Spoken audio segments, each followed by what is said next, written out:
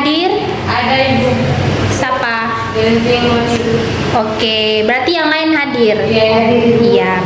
Sebelum kita memulai proses pembelajaran saat ini, Ibu mengajak kita semua bernyanyi bersyukur kepada Tuhan. Bersyukur kepada Tuhan. Bersyukur kepada Tuhan, sebab Ia baik. Bersyukur kepada Tuhan. Oke, sebelum kita masuk pada materi, mari kita berdoa. Ada lagi ungkapan syukur yang kami naikkan kepadamu Tuhan, karena di siang hari ini kami selaku guru dan murid boleh kembali lagi di kelas untuk melakukan aktivitas pembelajaran kami. Biarlah pembelajaran kami dari awal pertengahan sampai pada akhirnya hanya boleh terjadi dalam nama Allah Bapa di surga. Amin. Sebelum kita ada pada materi, di sini tujuan pembelajaran kita yang kita akan tempuh itu ada 3. Yang pertama, menjelaskan mandat manusia sebagai ciptaan Allah yang mulia menurut Kejadian 2 ayat 15. Yang kedua, mendiskusikan tanggung jawab manusia memelihara alam dan dikaitkan dengan dirinya sebagai remaja Kristen. Yang ketiga, mendiskusikan alasan manusia memiliki kewajiban memelihara serta melestarikan alam dikaitkan dengan kenyataan kerusakan alam yang terjadi. Kita masuk yang pertama, menjelaskan mandat manusia sebagai ciptaan Allah yang mulia menurut Kejadian 2 ayat 15. Anak-anak, siapa yang bawa Alkitab? Tidak ada Ibu. Tidak ada. Kejadian 2 ayat 15 yang berbunyi, Tuhan Allah mengambil manusia itu dan menempatkannya dalam Taman Eden untuk mengusahakan dan memelihara taman itu. Jadi anak-anak, tanggung jawab manusia terhadap alam itu adalah kewajiban untuk menjaga, melindungi, dan menggunakan sumber daya alam secara bijak agar tetap lestari. Pemahaman bahwa alam adalah pemberi kehidupan, semua makhluk hidup saling bergantung. Anak-anak, pasti anak-anak sudah mendengar cerita tentang Taman Eden. Ya Ibu. Baik. Pada saat itu Taman Eden diberikan Tuhan untuk siapa yang tinggal? Ada yang bisa jawab? Saya Ibu. Silakan. Adam dan Hawa Ibu. Iya, benar sekali. Jadi Tuhan Allah menciptakan Taman Eden itu untuk menempatkan Adam. Tetapi karena Adam tidak mempunyai pasangannya, maka Tuhan Allah menciptakan Hawa dari tulang rusuk Adam.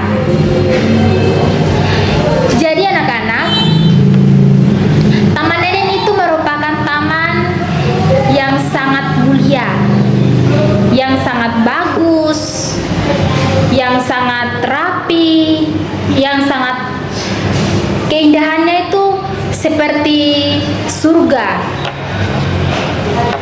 Tetapi manusia yang tinggal di dalam Taman Eden itu, mereka sekejap merusakinya dengan cara melawan perintah Tuhan. Anak-anak tahu tidak mengapa Adam dan Hawa jatuh ke dalam dosa? Saya Ibu. Ya, silakan. Ya Ibu, terima kasih. Jadi kenapa sampai Adam dan Hawa itu jatuh ke dalam dosa? Karena Adam dan Hawa itu memakan buah terlarang yang dilarang oleh Tuhan. Baik sekali, tepuk tangan untuk kami.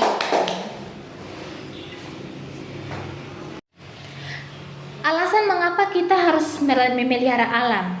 Yang pertama, sumber daya kehidupan, yang dimana alam ini menyediakan udara, air, makanan, dan tempat tinggal yang dibutuhkan manusia dan makhluk lain.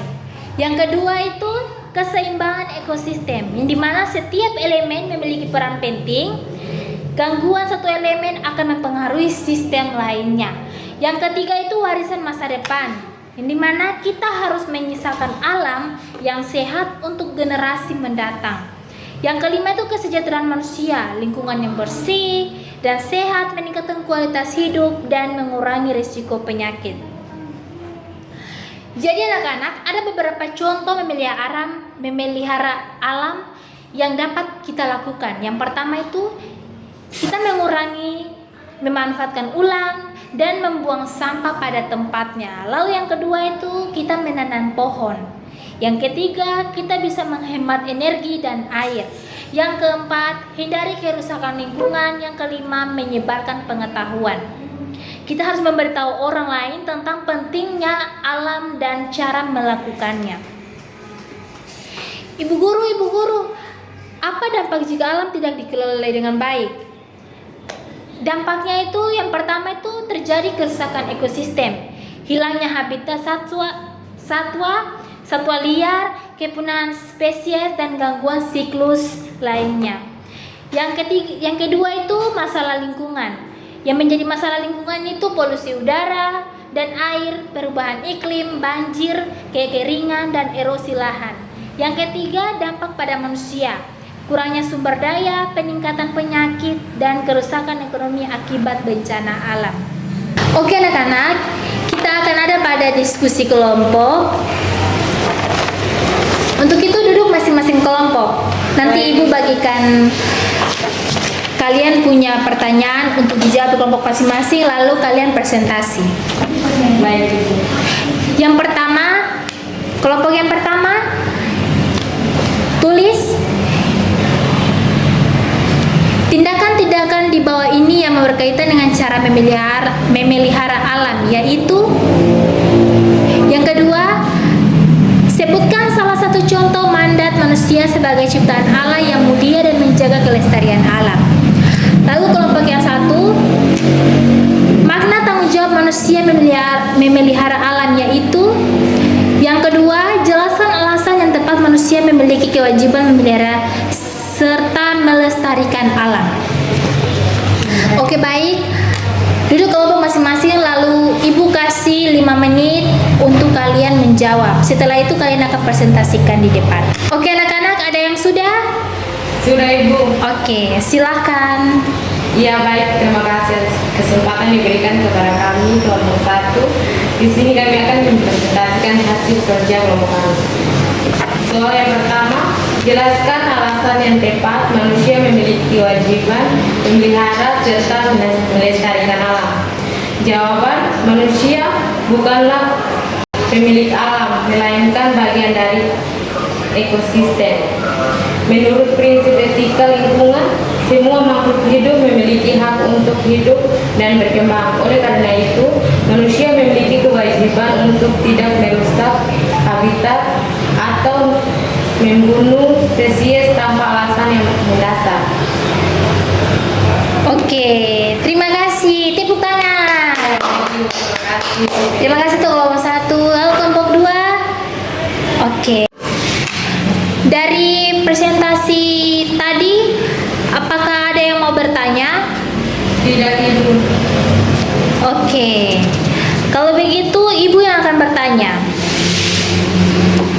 Bagaimana cara kita sebagai remaja Kristen atau remaja Gen Z untuk memelihara alam di saat ini?